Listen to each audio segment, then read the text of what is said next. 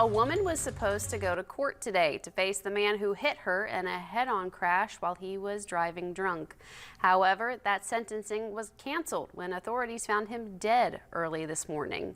Our Shyla Florence talked to the woman and her mother. She has more about their response.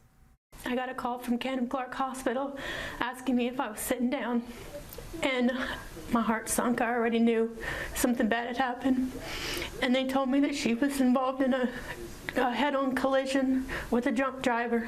More than 1 year ago today, what started as a normal day for one woman ended in tragedy in this spot right here when her life changed forever. And the closure she was hoping to get today didn't go as planned, and here's why.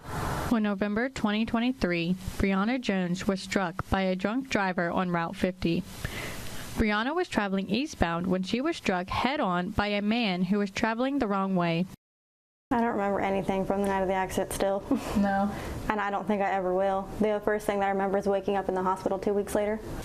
That man was supposed to be seen in court Friday for his sentencing when he was found dead by authorities earlier in the day.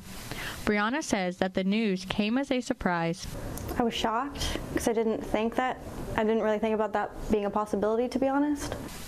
After the car wreck, Brianna was life-flighted to Morgantown for serious bodily injuries, from which she says she now has screws and pins in her wrist, ankle, and both knees, along with metal rods in both femurs. The real closure I wanted out of him being sentenced was really for other people to see it and to think, I don't want that. But other people won't see it, really, to see, oh, that's the outcome of what will happen if I do that.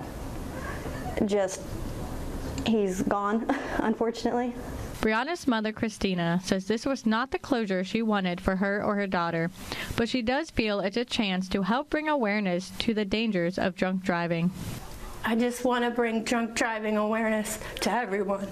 Like, this should never have happened to my daughter. It should never have happened to anyone. To you, this spot may seem like nothing, but to Brianna, this spot changed her life. The message she hopes to send to the community is that people will rethink their decision when choosing to drink and drive. Reporting from Route 50, I'm Shyla Florence.